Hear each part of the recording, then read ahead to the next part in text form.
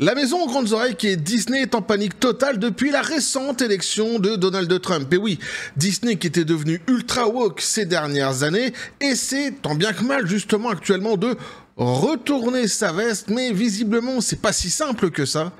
On voit ça ensemble.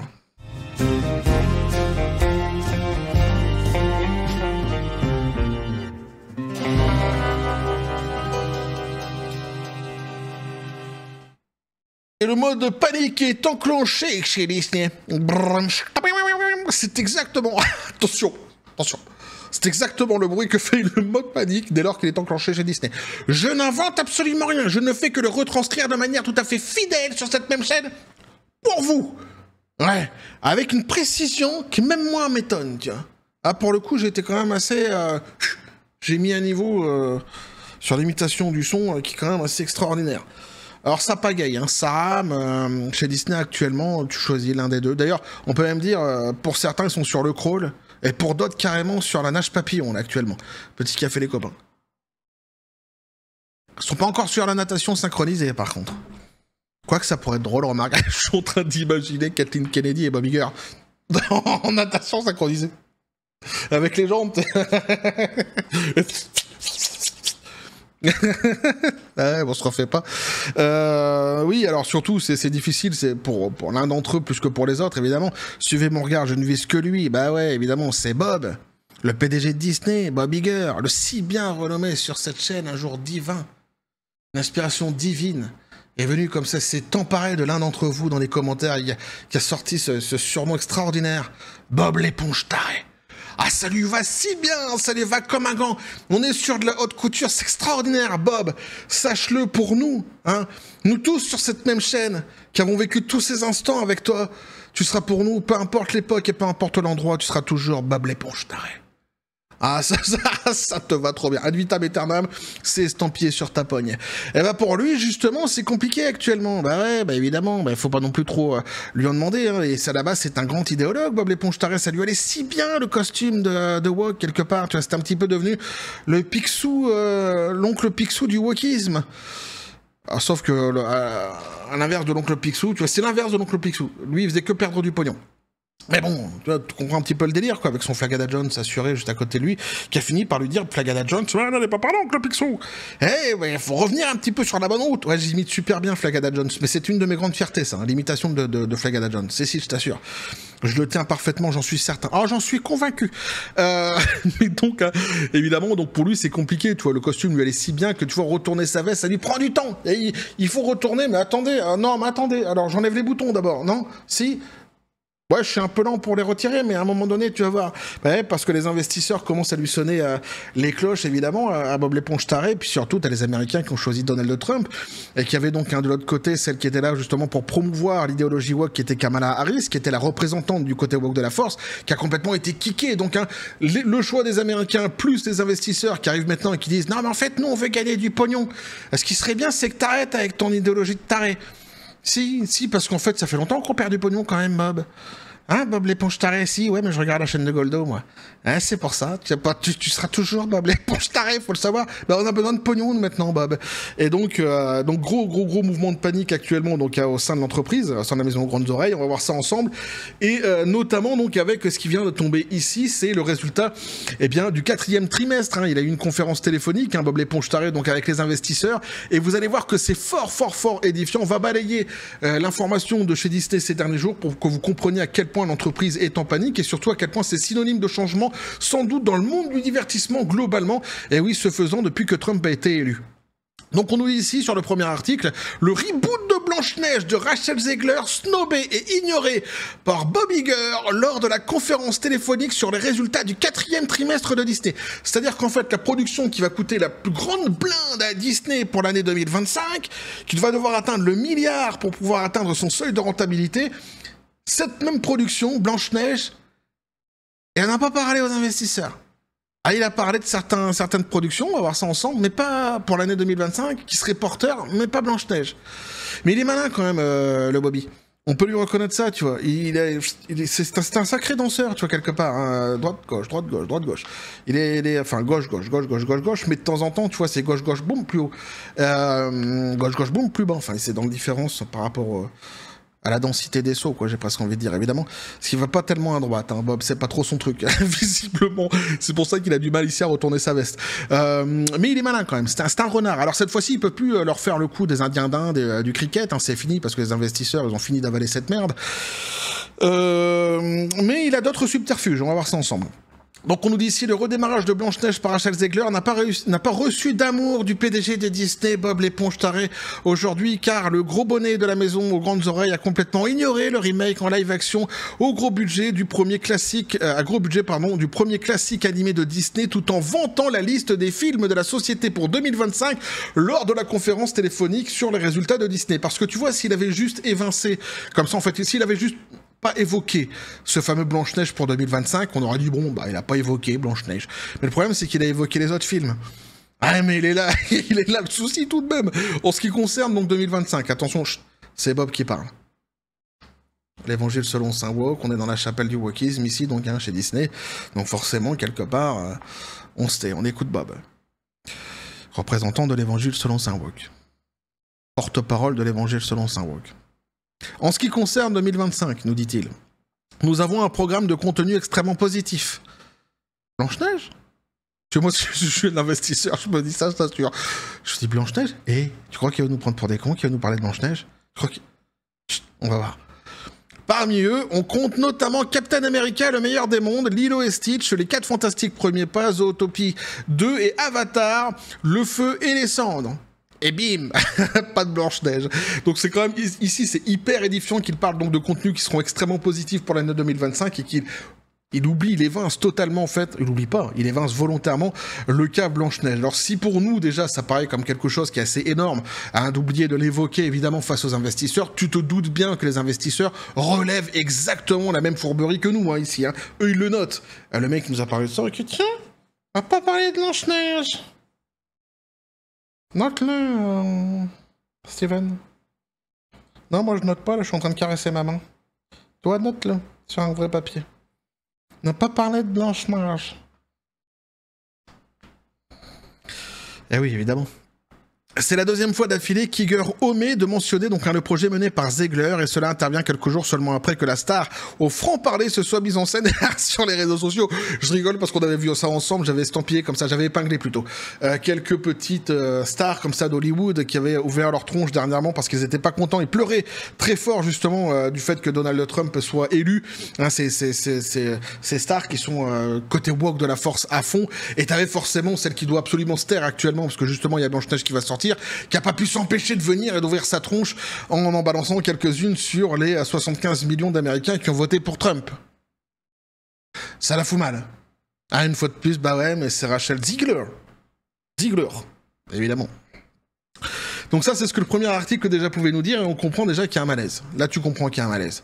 Alors après, donc, hein, on va revenir ici, on revient ici dans le titre de cet article-ci, où on nous dit Bob Iger évite, donc Blanche-Neige, l'univers épique et les questions d'idéologie, il les évite aussi, lors de la conférence téléphonique sur les résultats de Disney au 4e trimestre 2024. C'est fini. Il veut plus en parler du wokisme, Bob Iger. Ah ouais, il en a parlé par le passé, mais maintenant il essaye de plus en parler. Le wokisme n'existe pas. Bob? Oui? Qu'est-ce que tu me disais? Je disais le wokisme n'existe pas. Mais t'es dedans quand même jusqu'au menton là. Ah bon? Ouais, mais bon, on n'en parle pas, ça n'existe pas. C'est exactement ça. C'est-à-dire qu'avant, il en parlait, il avait le vent en poupe, enfin, il croyait en tous les cas qu'il allait réussir avec cette idéologie. Maintenant, il ne faut plus en parler. Hein. Il évite complètement le sujet, évidemment. Il n'y a pas de souci. Et ça, évidemment, aussi, les investisseurs l'auront noté. Hein. On nous dit ici d'abord, le rapport a vanté le succès de Deadpool et de Wolverine, ainsi que celui d'Inside Out 2, donc, hein, lors de la promotion de la liste des films de 2025. Le remake en live-action de Blanche-Neige de Rachel Zegler a été, une fois de plus, donc, laissé de côté. Alors, ce qui est intéressant ici de noter, je vous la fais court quand même un petit peu, un petit peu sur ce qui s'est passé dernièrement, donc sur ces révélations des chiffres du 4e trimestre. En gros, l'entreprise va toujours très très très mal. Les analyses qu'on avait pu faire par le passé sont en train de se vérifier complètement ici aujourd'hui. Les parcs à thème qui sont porteurs normalement de la marque Disney, d'abord c'est le produit qui est le plus porteur normalement de la marque Disney, vont actuellement hyper mal et il essaye de se vanter de certains succès qu'il y a pu avoir l'année dernière, notamment Deadpool et Wolverine. Et à côté, il essaye de trouver certains subterfuges, on va voir ça ensemble, qui n'ont absolument en fait rien à voir voir avec l'essence même de Disney. C'est un petit peu confus comme ça, dit comme ça, mais vous allez le comprendre justement un petit peu plus loin. Il convient de noter que Hulu et Disney Cruise Line se portent très bien, prenant le relais de la division des parcs d'attractions en difficulté. Et alors ça, c'est pareil, c'est quelque chose qu'on avait pu déjà analyser ensemble par le passé. Je vous avais dit, vous allez voir, qu'il va s'adosser justement aux bons résultats de Hulu et Disney Cruise Line dans le futur, justement, pour vanter certains chiffres qui seraient positifs pour la maison aux grandes oreilles. C'est exactement ce qu'il fait ici. Et pourquoi ? Parce que c'est vrai, pour Hulu et Disney Cruise Line, les chiffres sont plutôt positifs. En revanche, l'autoroute du bonheur que devait prendre normalement Disney+, la plateforme de streaming, à l'horizon 2025, donc en fin 2024, et devait être hyper rentable pour l'entreprise, etc. Tout ça, tous les bobards qui nous avaient raconté depuis maintenant quelques années, qu'on avait déjà identifié comme étant des bobards, là se vérifient exactement comme des bobards. Hein. C'est-à-dire qu'on n'est pas du tout sur l'autoroute du bonheur pour Disney+, hein, évidemment. Et justement, c'est pour ça qu'il va y avoir un petit subterfuge qui va être tenté de la part de Bob Iger pour essayer de relever un petit peu la barre. Donc Iger a commencé par revenir sur les 2 dernières années depuis son retour dans l'entreprise. Il se dit donc, il s'est dit optimiste quant au fait que les résultats actuels de l'entreprise mèneront une croissance prolongée. Alors que c'est fini l'histoire de dire en 2024 on est bien, on est blindé, on attaquera 2025 Surfing USA. Il a bien compris que ça sera pas le cas, donc maintenant il dit ouais non mais vous inquiétez pas, ce que j'ai mis en place, un jour la croissance dans le futur, si ça va payer, ça va être extravagant, ça va être extraordinaire. Iger a ensuite noté que les paris sportifs, et c'est là où le subterfuge intervient, les paris sportifs seront entièrement intégrés à l'application ESPN. On ne sait pas encore si cette fonctionnalité de jeu sera également intégrée à Disney+. Et ça, c'est hyper intéressant. Pourquoi ? Parce qu'il pourrait demain vanter les mérites justement d'une réussite sur Disney+, qui n'appartiendrait en fait en rien à l'essence même de Disney, c'est-à-dire aux productions Disney telles que Peter Pan, etc., qui ont été donc diffusées sur la plateforme de streaming Disney+, ou encore Willow, évidemment. Ce serait donc ainsi l'arrivée à ce coup de poker de réussir à faire en sorte que Disney+ se porte mieux. Ce serait grâce au sport, ce serait grâce à certains produits qui mettraient en filiation, directement affiliés plutôt à Disney+. Ici, donc, ce seraient les paris sportifs. Mais il n'y a pas que ça, il y a aussi la location de la franchise NBA aux États-Unis, justement, où il retranscrit des matchs NBA, justement, maintenant. Et donc, enfin, ils ont payé en tous les cas pour cela. Et donc, si tout cela, en fait, vient rentrer dans le catalogue Disney+, de manière tout à fait sournoise, avec une grande fourberie de la part de Bob Iger, il pourrait demain se vanter, évidemment, de la réussite de Disney+, sans que ce soit en vrai une vraie réussite de la part de Disney. Je ne sais pas si vous avez bien compris ce que je suis en train de dire, mais effectivement, il est très facile de comprendre que la NBA, les paris sportifs, tout ça, à la base, c'est pas Blanche-Neige, c'est pas Peter Pan, c'est pas les productions que normalement Disney devrait sortir et sur lesquelles il devrait se faire du pognon. C'est pas l'essence même de Disney. Loin de là, même. Une question ensuite était posée sur la manière dont l'approche idéologique de l'entreprise allait changer une autre question donc commerciale. Et alors là, évidemment, cependant, Iger a ignoré la question de l'approche idéologique et a déplacé donc le sujet. Il a préféré parler de Century Fox, etc. Les promesses qu'il avait déjà faites par le passé d'une entreprise qui allait fonctionner grâce au rachat de certaines licences dernièrement, etc. de la part de Disney. Mais en aucun cas, donc, il ne souhaite évoquer le côté woke de la force avec les investisseurs. Et c'est là que tu te dis... Déjà, rien que ça, en fait, quand t'as ça, quand t'as le tableau des 2 premiers articles qu'on vient de lire ensemble, t'as compris, en fait, qu'il y a panique au sein de la maison aux grandes oreilles, que ça flippe pas mal et que ça flippe surtout pour Bob Iger. Mais ça continue à côté, c'est pas fini. C'est pas fini parce qu'il y en a un qui est venu aussi la ramener. Alors d'abord, avant que de voir celui qui l'a ramené, ou alors on attaque celui qui l'a ramené d'abord. Ouais, on va d'abord voir ça. Tiens, on va voir celui qui est venu la ramener dernièrement. C'est Nelson Peltz, évidemment. Et oui, il est toujours à l'affût, le Nelson. Celui qui avait voulu donc les sièges au conseil d'administration dernièrement au sein de la maison aux grandes oreilles et qui les avait loupés de peu. Bob Iger, porté justement par certaines personnes, notamment dans le discours par George Lucas. Qui avait une fois de plus trahi les fans de Star Wars avec cette histoire-ci.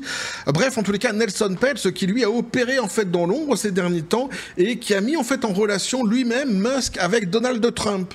Et tout ça, en fait, ça commence à bouleverser ce qui est en train de se passer chez Disney. Il y a eu un effet boule de neige qui est en train de s'opérer actuellement chez Disney, mais pas que chez Disney, plus globalement, en fait, dans le monde du divertissement. Mais celui qui était à la manette derrière, à la base, de ce changement, de cette volonté de changement chez Disney et de ce rapprochement entre Musk et Trump, c'est lui. C'est Nelson Peltz. On nous dit ça justement ici, on nous dit Nelson Peltz a présenté Elon Musk à Donald Trump à propos de Disney. Maintenant, Iger se bat pour rendre la maison aux grandes oreilles plus pro-Trump. Si Si, c'est pour ça que je te dis maintenant, tu commences à comprendre vraiment à quel point ils sont en panique totale. C'est-à-dire que oui, Bob l'éponge tarée essaye de rendre la maison Grande Oreille plus pro-Trump, mais il n'y arrive pas. Il peut pas. Ben non, parce qu'il a beaucoup trop installé le côté woke de la force au sein de l'entreprise. On va voir ça justement ensemble. Donc, Peltz qui disait « Je suis un entremetteur ». Alors, pour ceux qui ne savent pas qui est Peltz, j'en ai parlé justement ici succinctement, je dis qu'il voulait des sièges au conseil d'administration au sein de la maison Grande Oreille. C'est l'un des plus grands investisseurs chez Disney. C'est pas le plus grand investisseur, mais c'est l'un des plus grands. Au-dessus de lui, tu as BlackRock, évidemment. Mais là, lui, il fait partie, en tous les cas, des plus gros investisseurs chez Disney, donc il pouvait prétendre à certains sièges au conseil d'administration. C'eût été normal, d'ailleurs, qu'il les obtienne, et donc, ce fut anormal qu'il ne les obtienne pas, au final. Il y a eu un barrage woke qui s'est fait contre lui, et c'est pour ça qu'il ne les avait pas obtenus. Donc, je suis un entremetteur, a déclaré Peltz, affirmant qu'il était le premier à avoir réuni Musk et Trump. Je ne sais pas si Donald aurait remporté cette victoire écrasante sans l'aide d'Elon Musk. Elon était en Pennsylvanie, il était là presque à plein temps. Il venait à New York de temps en temps pour dire bonjour, mais à part ça, il était là. Et je lui tire mon chapeau, je veux dire. Il a pris le mort aux dents et il voulait que ça marche. Et c'est vrai qu'il s'est investi énormément, Elon Musk, dans la campagne de Trump, notamment d'ailleurs sur le réseau social X, où ça a été une pluie de messages chaque jour, justement, évidemment, en faveur de Trump. Et si Donald lui en donne l'opportunité, il réduira les coûts, et c'est ce que nous devons faire, nous devons réduire les coûts. Et là, en fait, tu es en train de comprendre que le poste de déficience économique qui a été donné donc à Elon Musk va agir sur énormément d'entreprises. Il va pouvoir abaisser énormément de leviers. Alors que ce soit, par exemple, les leviers des subventions pour certaines associations, pour certaines entreprises, sans doute, même au sein d'ailleurs comment je pourrais dire, des établissements scolaires, ça c'est vrai, mais à côté de ça, tu as aussi d'autres leviers, notamment au sein du divertissement plus globalement, et des entreprises du divertissement. Dans la réduction des coûts que l'État justement octroie à certaines entreprises, notamment Disney. Donc forcément ici, c'est un levier qui est assez conséquent, qui est presque fondamental pour pas mal d'entreprises aux États-Unis, et donc c'est ça qui contraint Bob l'éponge tarée actuellement. Donc le poste que lui a donné Trump est un poste parfait justement pour agir contre le wokisme pour Elon Musk, ça c'est certain. Donc Peltz a déclaré qu'il avait réuni les deux hommes lors d'un petit déjeuner auquel participait également son fils Diesel. Bon, pourquoi pas. J'avais une blague mais je vais pas la faire. Et après ce petit déjeuner donc fatidique avec Nelson Peltz, Elon Musk et Donald Trump ont tous deux donc travaillé ensemble pour bouleverser complètement l'établissement politique des États-Unis. Je suis très heureux, je suis très optimiste, a déclaré Peltz en réfléchissant à ses réflexions à l'approche d'une seconde présidence de Trump. L'alternative était ridicule, donc l'alternative, c'est-à-dire Kamala Harris, pour lui c'était évidemment ridicule.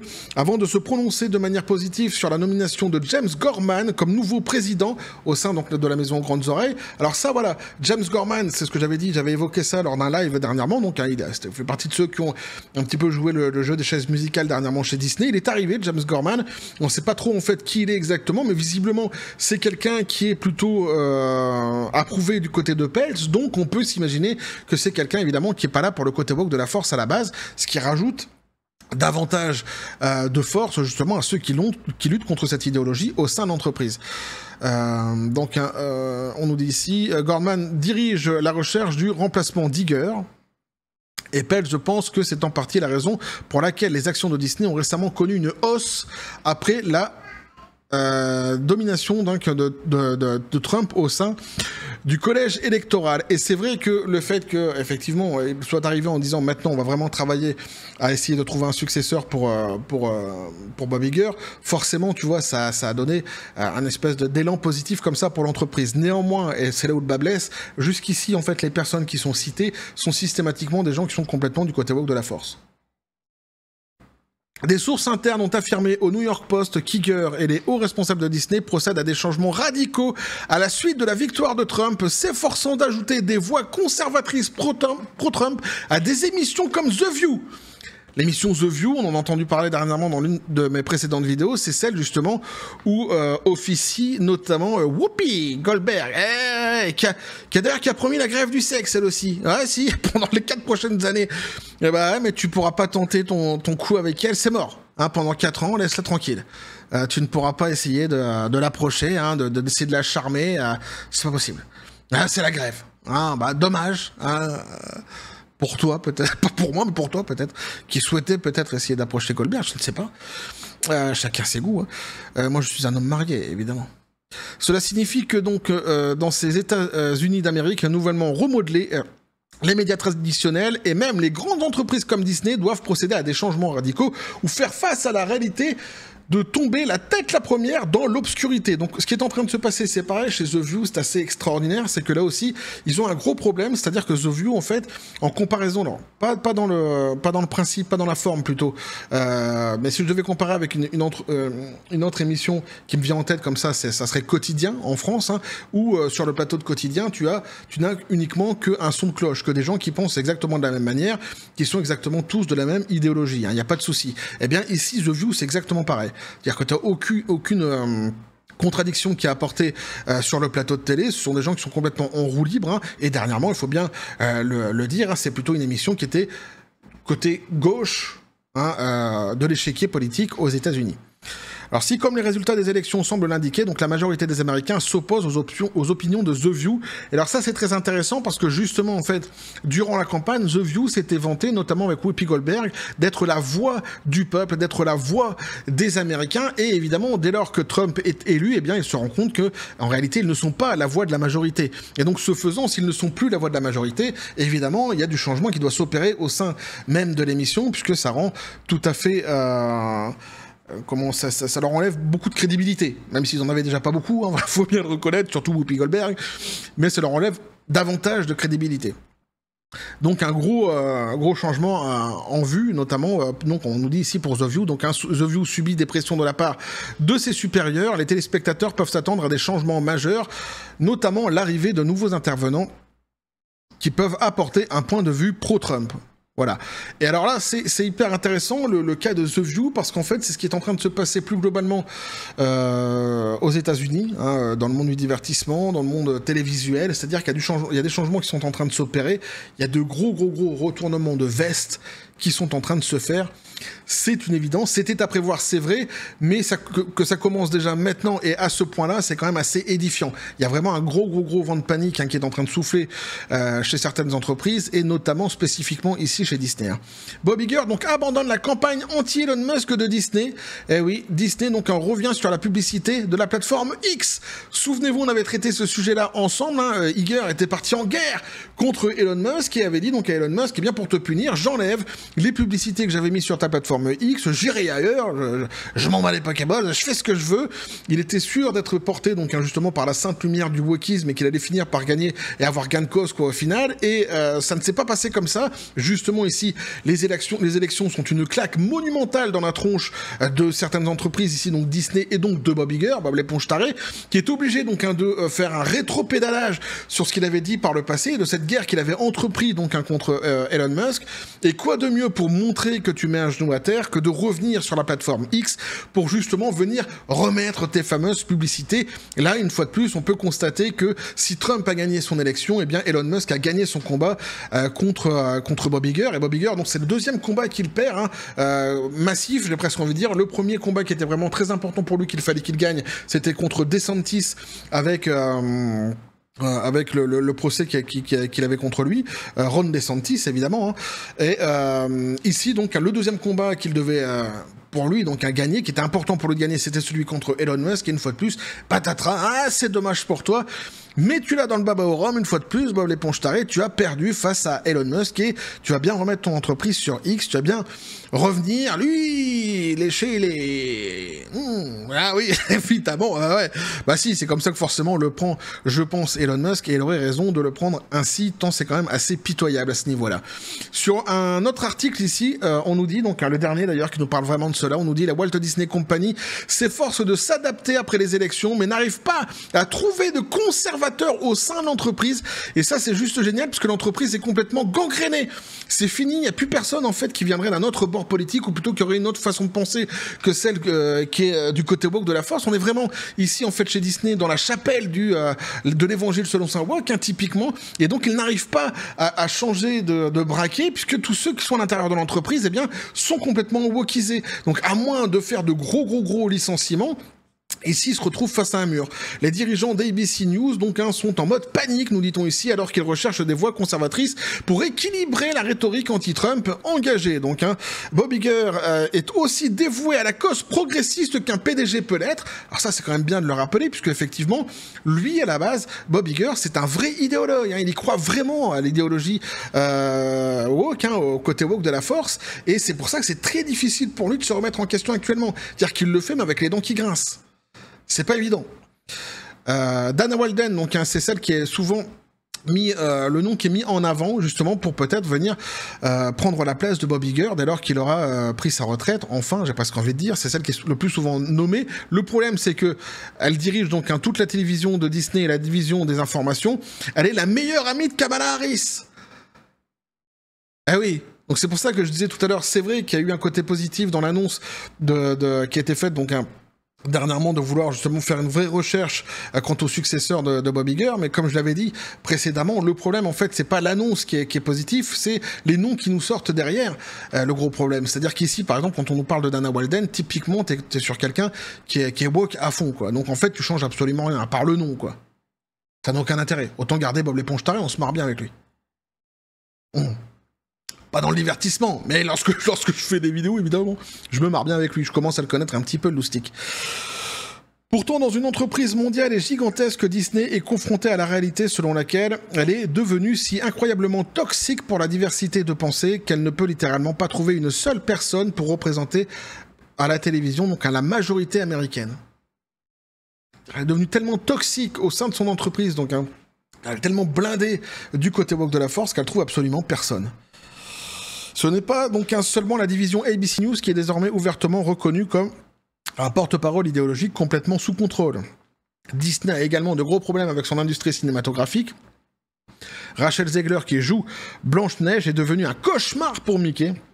La femme qui se prend pour une star, mais qui n'a pas encore remporté de succès au box-office, est une boule de destruction ambulante en matière de bonne volonté des consommateurs. Moi, ça me fait marrer, franchement. Mais c'est vrai. C'est vrai, c'est une catastrophe, franchement.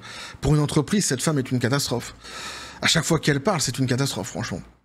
Alors que ce soit à la télévision ou sur grand écran, Disney récolte ce qu'il a semé au cours de la dernière décennie. L'entreprise peut tenter de remédier à cela par des façades, mais la réalité est que c'est une entreprise qui a des problèmes fondamentaux. Non seulement Disney s'est débarrassé de toute vision du monde qui s'écarte de l'orthodoxie imposée par son directeur général, mais elle a également supprimé le talent acquis au fil des générations de succès. Le remplacer est impossible à court terme et difficile à long terme. Il s'avère que les génies qui se sont enfuis avec le dogme ont trouvé d'autres terrains de jeu. Et maintenant, c'est Joey Behar, et Whoopi Goldberg et Zegler qui forment la véritable équipe de rêve, donc de Disney, la Dream Team de Disney. Et c'est exactement ça, c'est-à-dire qu'ils ont dégagé en fait tous ceux qui avaient du talent au sein de l'entreprise, quitte à leur cracher à la tronche parfois. On a pu le voir dans certaines déclarations que certains anciens employés justement de Disney ont pu avoir sur ce qui se passait actuellement au sein de la maison aux grandes oreilles, dès lors qu'ils critiquaient le côté woke de la force, ils se faisaient quand même copieusement cracher à la tronche, que ça soit par Bob Iger, que ce soit par Kathleen Kennedy, etc. Et donc forcément, tous ces gens qui se sont barrés, qui avaient beaucoup de talent, ne veulent absolument plus revenir au sein de la maison aux grandes oreilles. Il est difficile de trouver des gens qui avaient autant de talent actuellement, et en tous les cas, c'est pas les gens que eux ils ont au sein de l'entreprise qui pourront relever la barre. Cette fameuse Dream Team de Zegler, Whoopi Goldberg et Joey Behar, évidemment ici c'est une boutade, mais c'est quand même assez révélateur de ce que je pense moi personnellement et de ce qui est réellement le tableau qui est en train de se jouer chez Disney. Alors, dernier article, c'était celui-ci. C'était donc les excuses, les excuses de Rachel Zegler, quand même assez pathétique. Une fois de plus, on est exactement sur le même format d'excuses qu'on avait eu la dernière fois. À ceci près qu'ici, elle se victimise pas. Donc, un bonjour à tous. Je voudrais m'excuser sincèrement pour le message électoral que j'ai partagé sur mon Instagram la semaine dernière. J'ai laissé mon émotion prendre le dessus. La haine et la colère nous ont éloignés de la paix et de la compréhension. Et je suis désolé d'avoir contribué à ce discours négatif, etc., blablabla. C'est un message tout à fait en fait générique et beaucoup se demandent si en réalité c'est bien elle qui aura écrit cela. Je ne pense pas personnellement, quoique peut-être, si elle dit que c'est elle, on va lui laisser gage de cette réalité, il n'y a pas de souci, même si moi j'en doute fortement, mais je pense surtout que c'est la communication de chez Disney qui a voulu rattraper le coup. Une fois de plus, on est exactement sur le même type de message générique qu'il y a eu la dernière fois, et puis quand bien même en fait on s'en fout, c'est-à-dire que maintenant plus personne écoute, plus personne ne peut entendre, c'est plus audibles. Les excuses qu'elle profère systématiquement après avoir insulté tout le monde, tout le monde, ici c'était les 75 millions d'électeurs aux États-Unis, donc c'est pas tout le monde dans le monde évidemment, parce qu'on a parlé précisément des élections, mais enfin ça fait quand même du monde, ça fait 75 millions de personnes, évidemment.